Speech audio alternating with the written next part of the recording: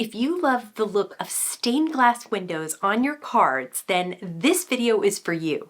Hi everyone, I'm Rebecca Keppel, and in this video I'm going to be sharing a couple of dies from the latest Simon Hurley for Spellbinders release. These dies are from the Metamorphosis collection, and they include this beautiful arch stained glass die. So in today's video, I'm sharing 3 different ways to use this die to create the look of stained glass on your cards. First, let's use coloring on acetate to create the stained glass window.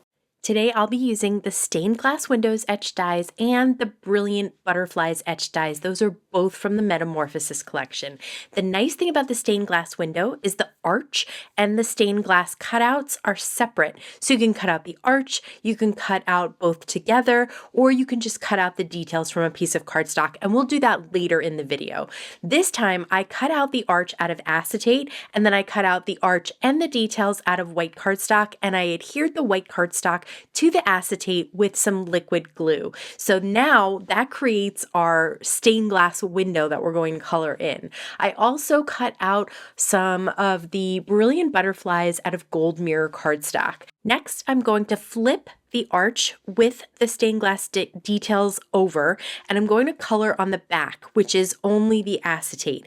And I'm going to color with alcohol markers within the lines of that stained glass die cut. So the thing that's nice is you don't have to do perfectly in the lines because those die cut pieces of cardstock will cover up any of your slightly going outside the lines. But I do want to add different colors, so I have a bunch of different colors set aside in a rainbow of Ohuhu markers, and I'm going to go through and add those to the back of that stained glass window. And when you flip it back over, you won't be able to see those spots where you went outside the lines because of the cardstock, and the alcohol marker will stay nicely on the back of that acetate, so it will just look like a pretty stained glass window. The only issue that I occasionally have is seeing the marker lines, and I don't like to see those as much. It just depends on how large of an area you're coloring and the way that you're using the brush to color. So sometimes I do go over things a couple of times to make sure that I don't see a lot of harsh lines. I think the orange is the only spot that I really got lines, and that's because I was coloring a very large area at a time. So you can avoid that by coloring small areas at a time. I cut the shadow of a butterfly out of this pretty blue cardstock from Spellbinders, and then I'm going to use that piece, since I cut it out of the middle, for the mat of my white cardstock. So I have an A2 card of the blue cardstock, and then the white cardstock was cut into 4 by 5 1/4. And I'm going to adhere that stained glass window right on top of the white. I just put the liquid glue behind the cardstock areas so that you wouldn't see any of that liquid glue. I adhered the detail part of the butterfly, which is cut out of gold mirror cardstock, down to that blue, and then I'm just going to pop up the center on a thin piece of foam tape so that I can make the wings extra dimensional. I'm going to pop up a sentiment as well. This sentiment is actually from the Simon Hurley for Ranger stamp set called Succulents. So it says, "Believe in your dreams," and I thought that went really well with the stained glass background and that pretty butterfly. Now let's do some simple ink blending behind the stained glass to create that colorful effect. So this time I'm just going to cut the arch out of some white cardstock. I'm not going to use the detail part of the 2 die set. And on that arch, I'm going to do some ink blending. I have several different colors of Distress Oxide ink. I'm starting with Tumbled Glass at the bottom, then I have Salty Ocean, then Prize Ribbon, and finally Chipped Sapphire. I decided I wanted lines here, so I'm using a piece of cardstock to ink blend over so that I can get nice lines of color, and that to me looked more like a stained glass background. Next, I cut an arch with the details out of black cardstock.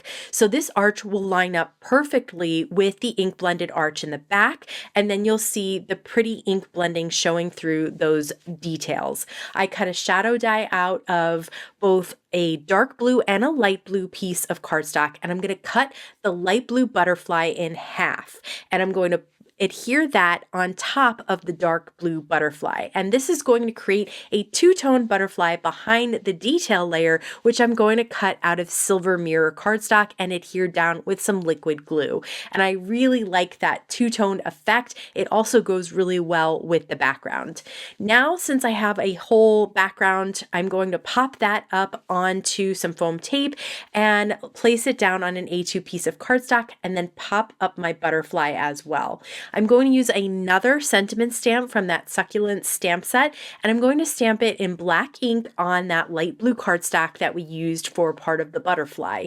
And I'm going to pop that up on foam tape as well. So there's lots of dimension, several different colors here, lots of blues and the black. It's kind of a moodier looking card, but I really like it. You can see there, I actually put the foam tape on a piece of cardstock that didn't have the stamping on it. So I just adhered the stamped Never Give Up down to the cardstock that had the foam tape, and it just gave it another layer. So nothing we can't fix. And I love the look of ink blending as the background for that stained glass.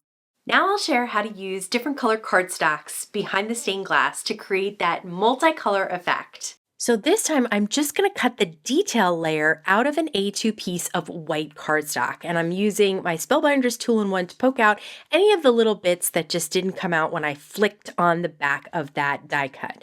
Now I'm going to use the arch to cut out a couple of pieces of colorful cardstock, and then I'm going to use a pencil looking through the stained glass at where I want different colors to start and end. So I have the main arch is the red cardstock, and then I'm going to put layers of the yellow and the orange, and I'm just going to see from the front where I need to trim those pieces of cardstock so that we have all three colors lined up. They're all the perfect size because I cut them out of that arch die, so they sit perfectly behind the stained glass detail layer that we cut out of the white cardstock. So I'm just adhering down those different strips with some Memory Runner XL, which is a tape runner, and then I'm going to use some liquid glue to adhere the detailed layer down on top. And I love the way that looks as well. So whether you use the arch to cut out the detail layers or just cut it out of your piece of cardstock is totally up to you. And the nice thing about that is you could also use just the detailed layer on a 5x7 card or something larger like that. I also put some gems on some of the open areas of that card. Those are some gold gems from Spellbinders. And this time I cut some detailed layers out of gold mirror cardstock, and the shadows were cut out of vellum. I'm going to use another piece of the vellum to stamp and heat emboss the sentiment.